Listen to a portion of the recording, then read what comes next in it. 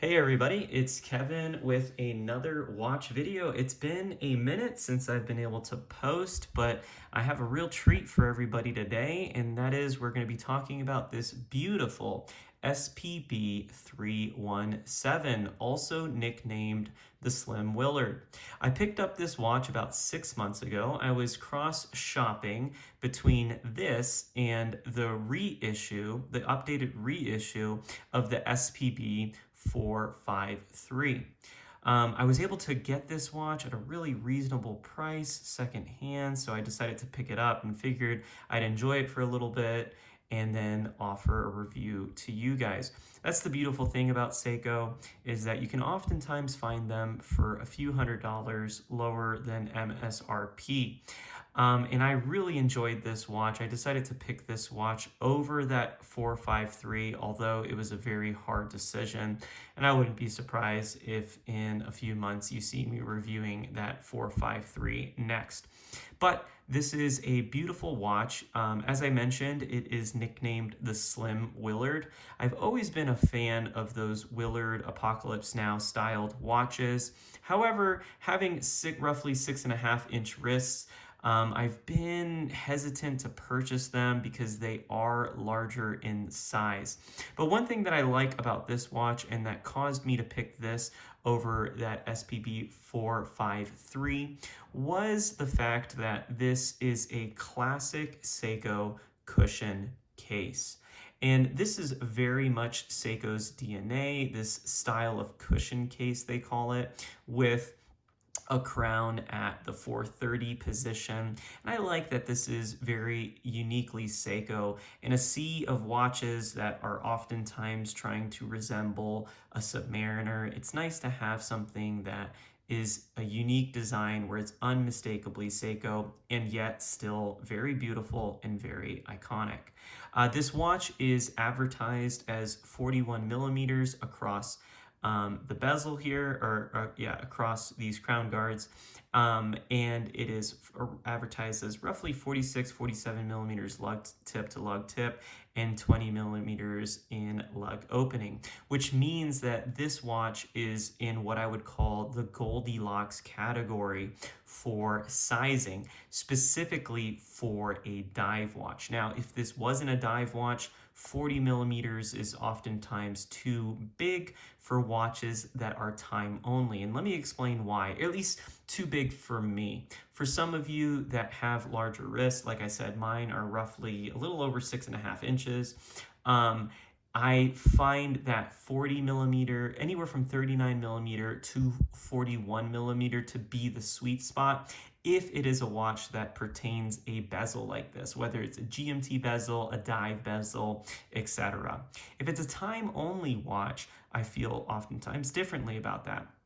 And it all has to do with the dial size. So even though this watch is a 41 millimeter watch, because of these large, because of these large crown guards right here, the watch wears slimmer, because the dial of the watch where you actually see the time is much smaller, because the crown guards are brought in and then the bezel is brought in and then you have the actual dial.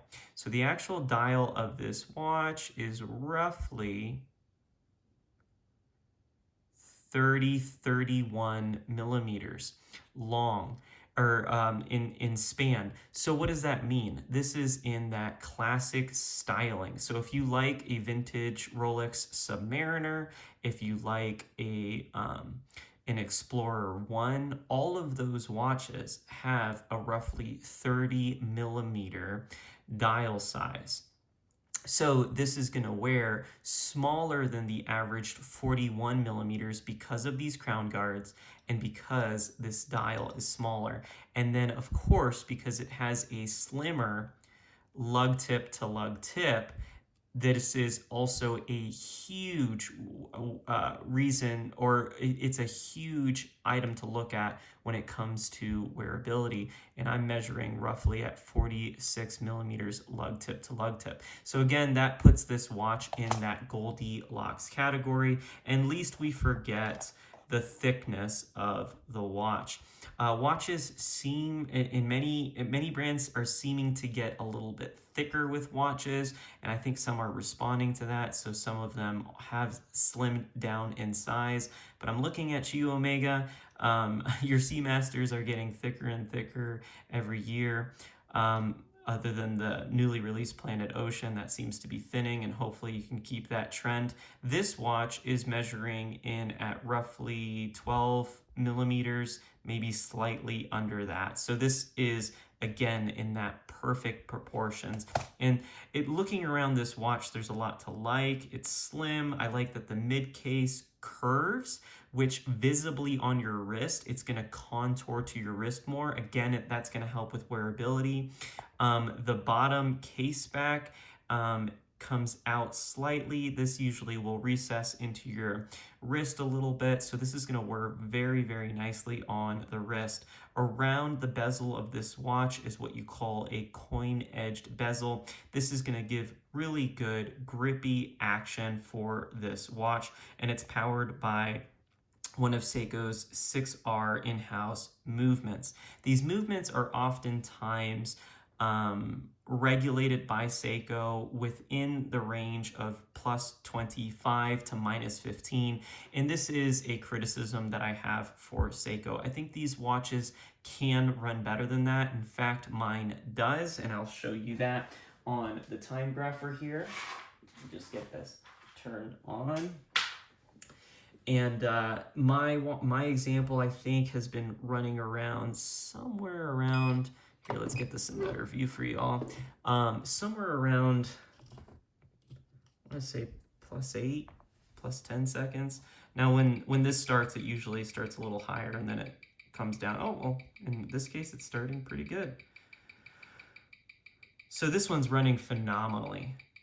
So I'm getting +2 seconds, +3 seconds, with a beat error of 0.5 milliseconds. So really good numbers here, +5. So even though Seiko advertises +25 to -15, these watches will consistently run well.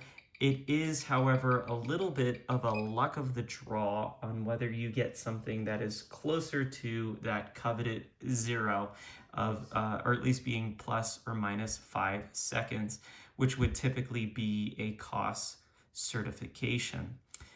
So this watch wears slimmer on the wrist, and I'm going to demonstrate that much right now. Just a wristwatch check. I'll be reviewing this hopefully in the weeks to come. This is a newly restored, new to me, Santos Gal B.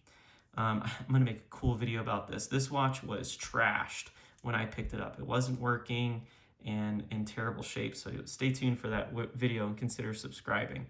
But I'm going to go ahead and put this on the wrist now to demonstrate the slim quality of it. It comes either in two options. You can get an integrated bracelet for it. I find that those integrated bracelets look a little odd on the more rounded cushion cases. So I typically, at least within Seiko's lineup of cushion cases, opt for the rubber, and it is a very, very comfortable rubber.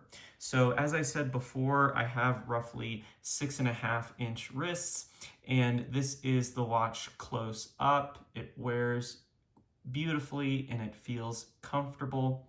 However, I'm going to show you the watch zoomed out. So something I always try to do for you guys as viewers is I try to push the watch back out a little bit on the counter, because these lenses that we oftentimes use to record this content gives the watch of an illusion of seeming larger than it is, when in reality you're probably going to look at your own watch at about this distance, and there you'll see that the watch wears very, very well on my little over 6.5-inch wrist. There's plenty of wingspan on both sides.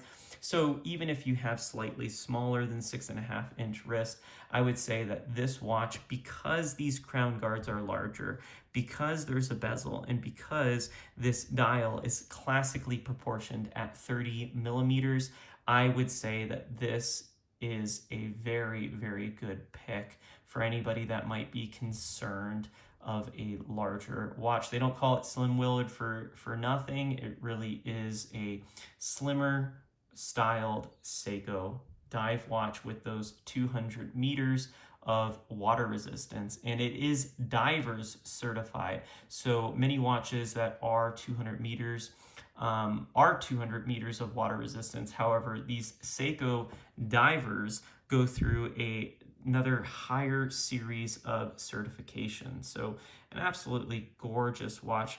I'll let you hear now the bezel clicks.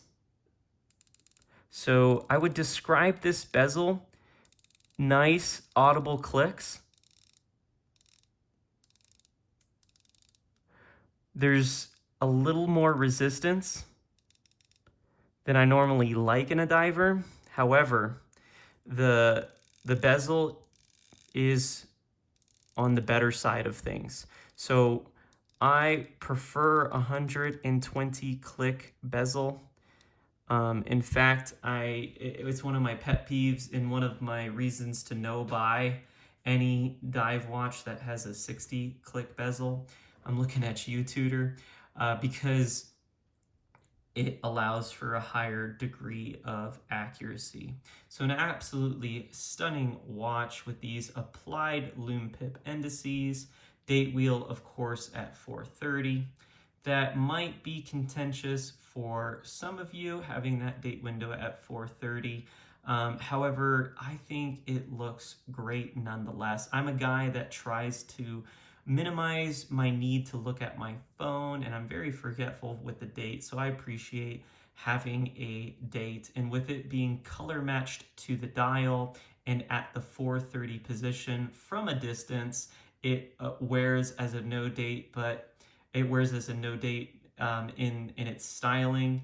It looks more like a no date, but and then you just bring it closer and you can very quickly and easily see the date for yourself. A little bit of AR treatment would be nice if they did that on the other side, but still it's pretty legible from all viewing angles. And it has those beautiful lug holes. I love a watch with some lug holes. It makes strap changing just excellent. And this is a strap monster. So overall, I have plenty of good things to say about this watch. I think if I were to give it some negatives, it might be a little bit of luck of a draw whether yours is going to be running as good as this one.